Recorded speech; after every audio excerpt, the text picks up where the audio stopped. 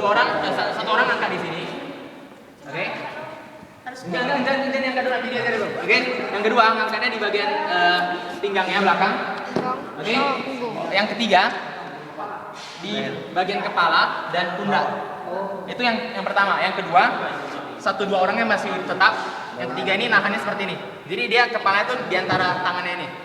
Oke? Dan perlu 1 orang yang jadi komandan di sini. Dia jadi komando. 1, 2, 3 baru sama-sama angkat. Dan 1, 2 ya 1 udah angkat, saya belum angkat. Nanti dia jatuh ke bawah. Ya. Pengangkatannya itu jadi 1 kita masukkan dulu. Oke, 2 kita tahan. Pernah diajarkan bahkan kita ngangkat ke dia mangkuk di sini. Jadi dia lebih miring ke arah penolongnya. Jadi dia agar jangan jatuh. Oke, coba langsung kita lakukan yang pertama misalnya. Tetap di sini. Dari 1 arah aja. Lagami kamu diapain sama si Evan? Oke, jadi 1 kita masukkan tangannya. Oke. Ini jangan angkat. Kalau orang yang sakit itu dia nggak sadar. Oke. Oke. 1 jangan angkat dulu. Oke. 2 angkat. Oke. 3 tarik. Angkat. Nah. Oke. Oke. Jadi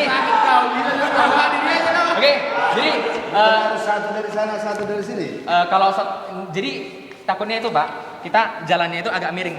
Satu kiri, satu ke kanan. Nanti jadinya dia gimana ya?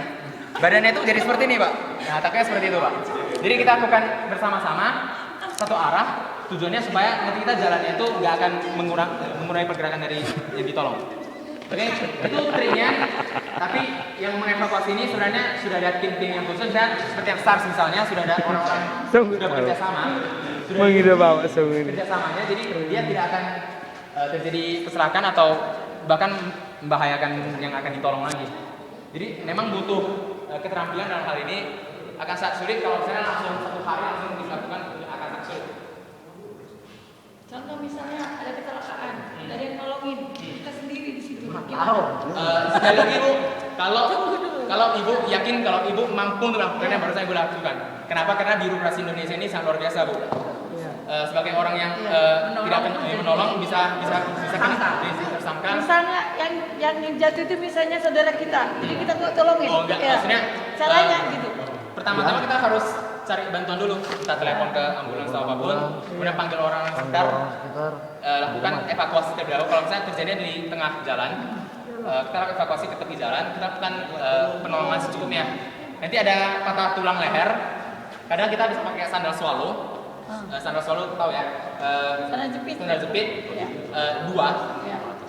Kita ikat pakai tali plastik karena saya nggak bawa itu sandal swallow-nya. Oke? Nah, jadi tujuannya itu untuk mengurangi karena leher ini kan banyak lewat pembuluh darah besar, ada saraf-saraf yang besar keluar dari otak juga. Jadi tujuannya itu mengurangi pergerakan patah tulangnya ini, jangan dia melukai jaringan yang lain. Jadi ditahan seperti itu, kita ikat pakai. Jadi apa ya? Dia diikat. Nah, diikat itu nggak ada trik khusus sih, cuman ikat simpul mati seperti biasa aja, ikat di bagian ujung, tarik, tutup, ikat lagi di bagian depan. Tapi yang paling apa yang pernah saya lihat itu bukan kopel ya. Itu semua tali pinggang diambillah dari beberapa anggota, itu disatukan, ambil kayu, udah.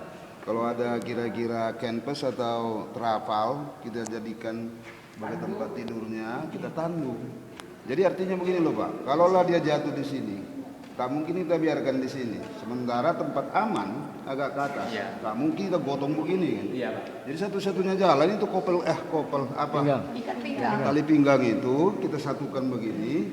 Tapi sayang tali pinggang kita kan nggak boleh tentara kan, ada kaikatnya begini kan. Nah, jadi saya kira juga boleh. Cumannya diapakan loh, dijepit begini itu tali pinggang, itulah disatu-satukan. Ya,